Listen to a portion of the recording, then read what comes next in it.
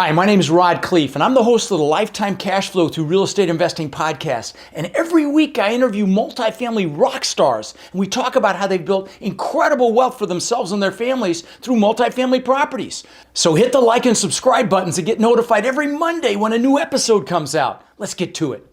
Welcome back to Multifamily Rockstars. So as you guys know, this is where we interview people that are just flat out crushing it in our business. And we show you guys the inside scoop as to how multifamily investors are just creating massive success in their businesses and in their lives. And as always, I've got my co-host, who's also the director of our massive action team for our Warrior Group, Mark Nagy. Hey, Mark. Hey, Rod. Happy to be here. Good to see a couple of familiar faces we've got on the guest for the podcast this year that I met last year. So happy to get into it. Love it. Love it. Yeah, we just came off a huge boot camp this weekend, virtual boot camp. We had 930 registrants, and I'm just finally recovered. Literally, it's only been a few days, and I'm finally getting, I think I'm about 85% at this point. But yeah, you guys are going to really get value from the two gentlemen we're interviewing today. The first one is Vinicius Ramos, who goes by Vinny, and then Jose Ignacio, who we call Nacho. So you got Vinny and Nacho. Welcome to the show, guys. Thank you, Mark. Thank you, Rod. Thank you for everything. Absolutely. Absolutely. Now, I know you guys are in about 50 million in assets, 620 doors. Let's see. I think you joined the Warrior Group back in May of last year.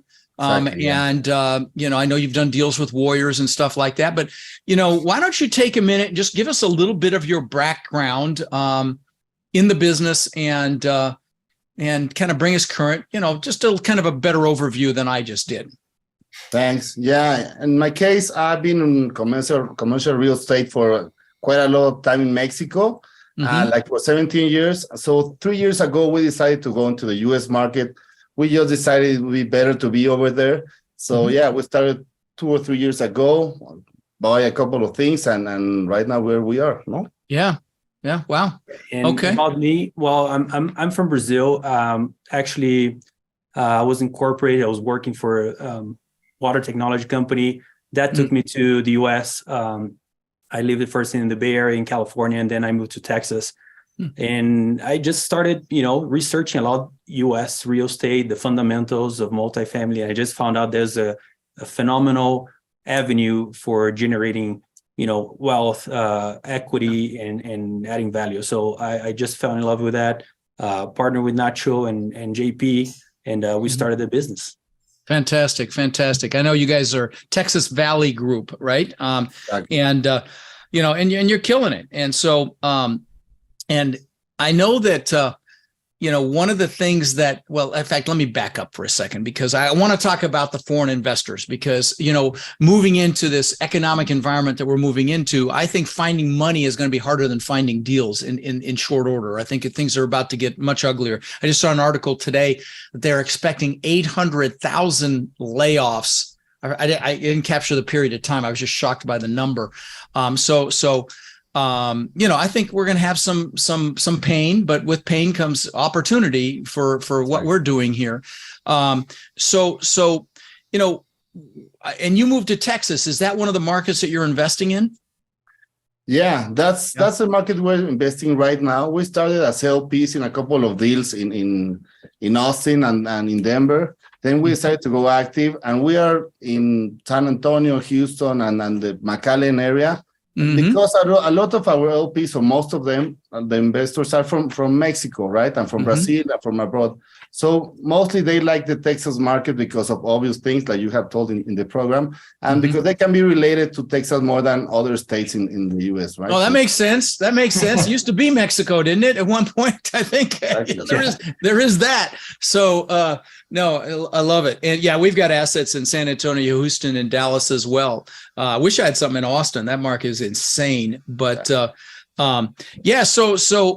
Mark, go ahead and ask a question, and then Tell us about your guys' strategy in that. What has been your strategy for investing out of the country? How have you guys gone about building relationships? And then what are the roles that you guys play? Is it just purely raising money? Are there other roles that you guys play? What's the team look like? Since you guys of course, they're not investing out of the country. They're bringing investors into the United States from out of the country. They live out of the country. Let me correct that. Okay. Yes. Okay. All right. Well, Nacho does. Now Vinny is in Texas. We're in between. We commute a lot between Texas and Mexico. But oh, you do? Okay, got it. To your question, so when we started the business, we wanted to bring partners, investors that wanted to tap into U.S. real estate, but they didn't know how. They were like very they were very wary on how to do. There's any fiscal implications, structure. Sure. Who would really they rely on? Say, well, this is a good market because there's growth, because there is there's migration coming, and people want to come and live here, right? The San Antonio is one of the biggest cities, actually the seventh city in Texas. What are the fundamentals of San Antonio? What's in the bushes that we can actually translate to them and say, well, this is a good business. And we get very aligned with them. We try to just understand that it's very just explain, right? Give them like good information and partner with that, because that's what we do. We try to make a partnership. So that's how we started. Yeah, as well as bring them value and try to educate them about passive investing in the US. And like when we arrived to the US, when I arrived to the Warrior program to Denver last year, we were like the new kids on the block, from outsiders, from bringing money from other countries. But I think we got a good niche in the Mexican and Brazilian and from other places LPs, and that's the way we do it. Networking, being in the program, going to meetups. We commute a lot, like Vinny said, just to be in the right room with the right people, right? Yeah, and now even in Latin America as well, you're getting into rooms down there to connect with potential investors. Yes, correct. Yeah, exactly. Yes. Okay, got it. Now, so let me ask you this kind of a structural question: how do you structure the foreign investment in a U.S. domestic deal? What is your mechanism? Do you set up a domestic LLC? Do they invest directly? How do you accomplish that? Because there's some hurdles. No, we created a structure. So when we wanted to do that, we went to a specialist that was, giving us all the advisory, like bilateral and international business. Trade between countries, and they propose a structure that's set up in the US. There's a LP, there's a couple of LPs, so it's called blockers, and that makes them they can somehow be protected in terms of state tax and all these issues that for foreign investors they have to be very they have mindful. To be very aware. Mindful, mm-hmm. Yes, correct. Mm-hmm. Or some of them, they have structures in the US. So they create their own structure. And that's pretty good for them because it makes very efficient for them in terms of, distribution. So they set up their own structure in some cases. Some of these investors are a little more sophisticated. Correct, sir. Exactly. Okay. Well, I know there's a lot of money in Latin America. I mean, I've heard that for decades. A lot of money, that's why, the Miami condo market went crazy because a lot of Latin Americans bought condos there. And so, I think you guys are in a really great position to raise money. And as I said, I think in the coming economic, climate, raising money is going to be the bigger deal than finding the deals. And so, I think you're in the catbird seat in that regard. Awesome. Correct. Thank you. Are the people you're working with generally excited that you can bring them to the U.S.? I know nothing about real estate in Mexico, but are they excited that you guys can provide a vehicle to get into deals in Texas and the U.S.? What's kind of the general feeling on that with investors? Real estate in Mexico is great, but it has the caveats of being in Mexican market. So people really like to be in the U.S., taking care of their money in US dollars, not in Mexican pesos. The exchange rate may be a liability for them. Right now with inflation in the real estate world, it's like the natural yield for or hedge for the money you have in the US. So they're really, really into investing in hard real assets like the multifamily value add what we do. So the advantages are similar to the United States. Get your money in so that you're not getting killed by inflation. I would guess that the stability of the U.S. real estate market is also a big draw. Are there any other, I mean, are there any benefits for them getting the money out of Mexico and into the United States? Any other caveats or things that you do to influence people to invest in the United States besides the stability, the profit potential and the hedge against inflation? Is there anything else that you bring up in a conversation? I like to highlight something, Rod, because it's for them, the type of investors that look for this type of investments in the US, they try to get away a little bit of the volatility of these markets. That sometimes you get some swings between left and right. Mexico just changed administration. Brazil just went left a couple of months ago. So this resonates to them and say, I'm going to get my money to a safer harbor. Yeah, it's a little scary, honestly, what happened in Brazil. We don't have to go down that political rabbit hole, but it sure looked like that got stolen to me. I'm just saying, we won't go talk about what happened here in the States because I got very strong feelings there as well. But still, you see it there. I mean, it was right there, and it was on all over social media for sure. But and as a kind of a neophyte, we were just in Tulum, Tiffy and I. I've been in Cancun several times, and and I know that there's some you see in the headlines about crime and things like that happen. And do people want to move up here, or is it just an investment? People do want to move. Some of them want to move. Okay. This is not a vehicle to get a visa and no other thing, but they do want to move. At least they want to move their money over there, and then they can check out if they can do it, right? Yeah. Well, so one last question. I'm stealing all the questions here, Mark. Sorry. What do what is your avatar in Latin America? What do they do for a living? What describe your most common investor personality, work, what they do, age, even all of that. What's your avatar look like? If you know what that word, what that expression means, right? Yeah. Our avatar is, business people that they're not the richest man on the room, high net worth individuals that they do have some accounts in the US, but not that much. They don't have the structure, and we're slowly moving towards the upper part of the pyramid with the family offices and those guys. Oh, good. As well as we're starting to try to educate people about the passive investing, like I just said. Sure. So they can, if they have 100K, 200K, they can still send it to the US, because for Mexicans, for Brazilians, it's not that easy to find someone, like Vinny said, to rely on, to have confidence in them. Our first LPs were the ones that have been our LPs since 15 years ago. So those were easy to tell them to go, come to the US. Because you had a track record, sure. Exactly. So, but the new ones, we have to work on them. Yeah. Yeah. And I'm glad we went down that rabbit hole and I asked that question because I've been hearing that a lot from Canadian warriors as well, that they're having issues with money and inflation and all kinds of stuff. So if you're in Canada and listening, all that stuff that they just said applies to you guys as well, trying to bring money in here. But one thing I do want to ask you guys is, I know you did have some deals before you guys came on the team. Why did you guys decide to join the Warrior program instead of just, continuing to kind of do things on your own as you had been? Good question. Yeah, we had quite some deals. The thing is, we weren't getting the deals that we love to go, right? We weren't in the right room. So we all started eating all these podcasts and books.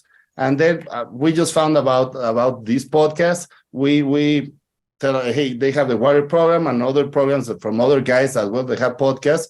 And we just decided we text you, Mark, so we can ask about the Texas Warriors and everything, and we just take a leap of faith and take action, and we subscribe to the program. And it's been all downhill since then, right? Yeah, like you said.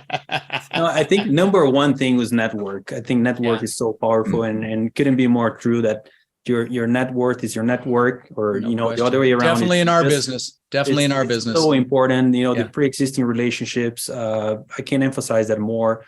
If someone is like trying to get more traction or so, it's so important. Like, it's a pretty cool group, isn't it?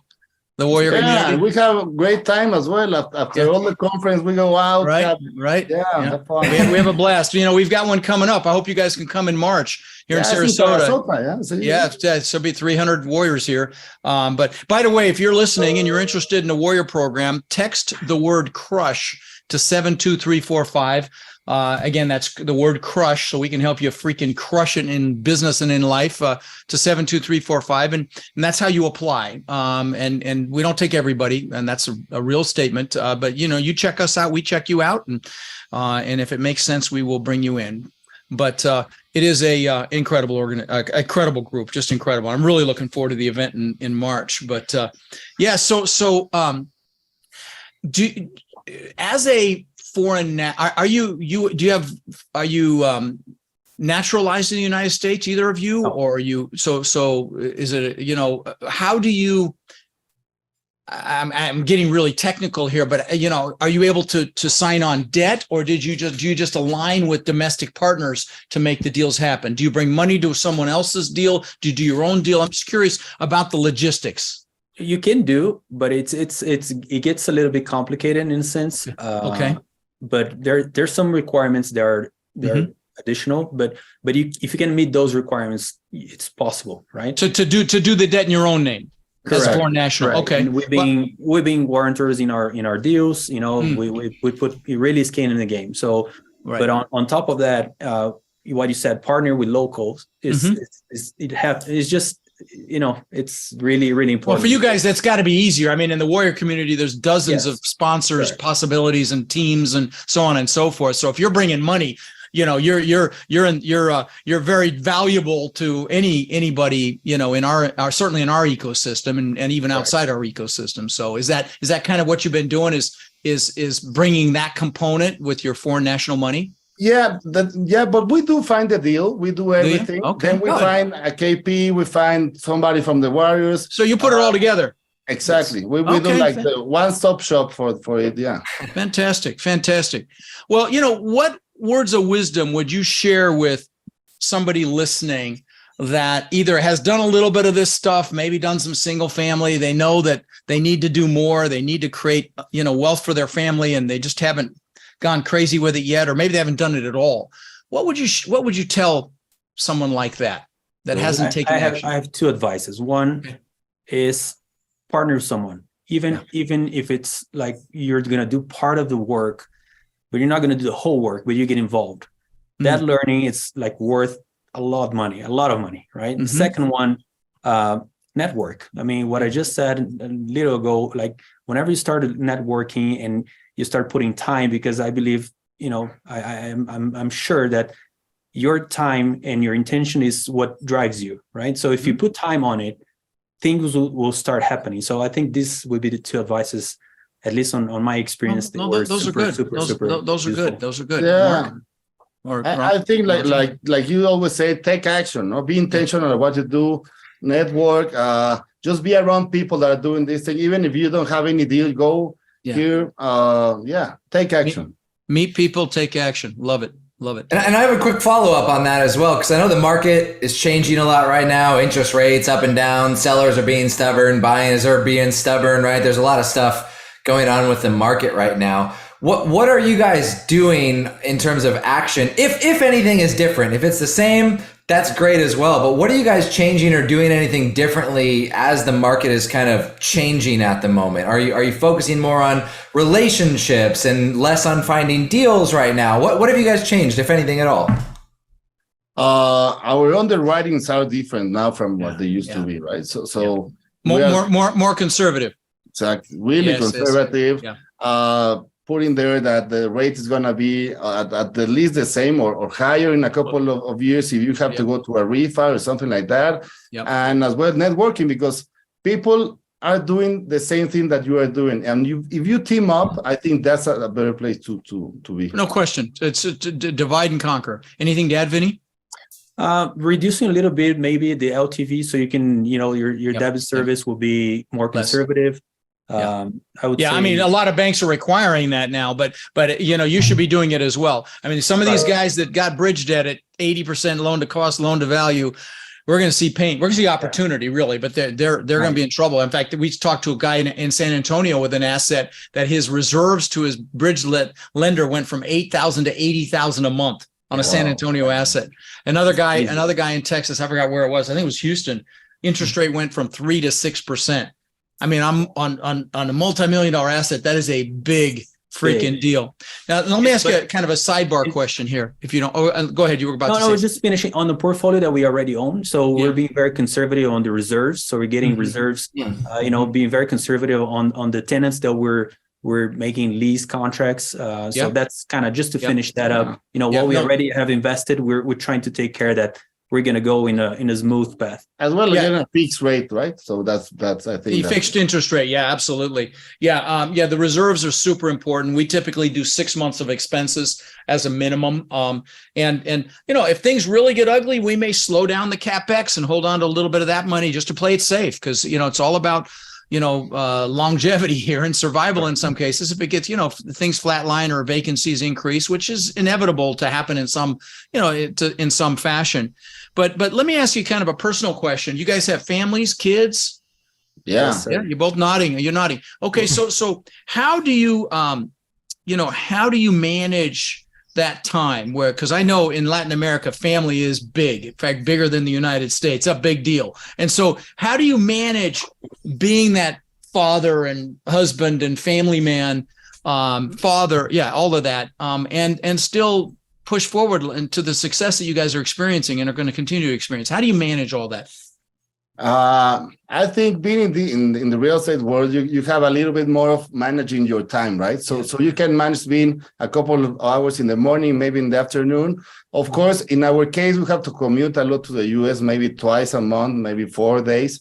So those days are tough. But when we come back, we in my case, we like to be with them. I have 3 kids and a lovely wife. So they are the reason why to do this. We just have to balance both strings, right? Right. And you can, it's you manage your time and you do it effectively, but that's kind of where I was going. And I just want to let people know that have a W-2 job, that have a family, that have kids. You can do this on the side and still be a great husband and a great father or wife and mother. Would you agree with me? Yes? Yeah, absolutely. Yeah. I also have 3 kids, a wife. I think it is just like what's more important than growing the next generation, right? So if you're there for your kids, if you're with them, coaching them in difficult, times, and it's so important. So I think you have to bake a lot of time in and prioritize. I would say prioritize, right? What's important? Where's your time more valuable? And I would say that. Yeah, for sure. And one of the things, by the way, guys, if you're listening and you haven't done my goal setting workshop, I just did it again on January 2nd of this year. And at the end of it, I do my weekly planning process to help you really manage your time effectively. It's how I manage 2 very large companies at the same time. And if you go to rodslinks.com, rods, plural, links, plural.com, at the bottom is my goal setting workshop. There's a guide you can download. I'm not going to try to sell you anything. Just go do it. People spend more freaking time planning a birthday party than they do designing their lives. This is designing your life. And, have your kids do it if they're over 10 years old. Have your spouse do it. It's very, very powerful to really design your life, bottom line. Well, listen, guys, I really appreciate you coming on the show. It's great to see you again. I'm looking forward to seeing you in March at the Warrior event, and keep crushing it, my friends. Keep crushing it.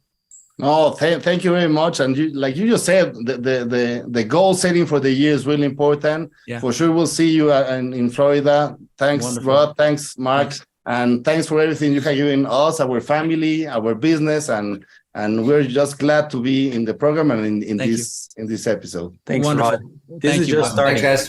This is just starting. Bye. Okay, thanks, guys. Nice job. So one other quick thing. We encounter so many people that are frankly frustrated. They're looking in the mirror and they're frustrated that they haven't been able to escape the rat race. They haven't been able to build cash flow to the point where they're able to have financial and time freedom with their families. And maybe they see other people buying real estate and creating, incredible cash flow. And they think, well, it's just scary. Buying apartments is intimidating. And I get it. But see, that's why we created our Warrior Mentorship Program. They're our coaching students and they've had extraordinary results. My students, I've been teaching about 5 years and they own upwards of 140,000 units now that we know of, right? And we feel like it's just getting going. Now we're looking to grow this group and really take it to the next level. And honestly believe that the greatest transfer of wealth could be upon us right now with this current economic environment. Everything's going on sale. So we're looking for people who want to follow a proven framework, really like a blueprint or a map, literally step by step. And then they're able to leverage our systems and our incredible network to raise money and equity, to find deals and close those deals and build partnerships, really nationwide. So if you're interested in finding out more about how you can become more in our incredible network and take advantage of the unbelievable opportunities that are upon us, you can apply to my Warrior Mentorship Program by texting the word CRUSH to 72345, or you can go to mentorwithrod.com. And what we'll do is we'll set up a call so you can check us out and we can check you out and see if it's a fit. Now, again, you can go to mentorwithrod.com or text the word CRUSH to 72345 to apply, and we will speak soon.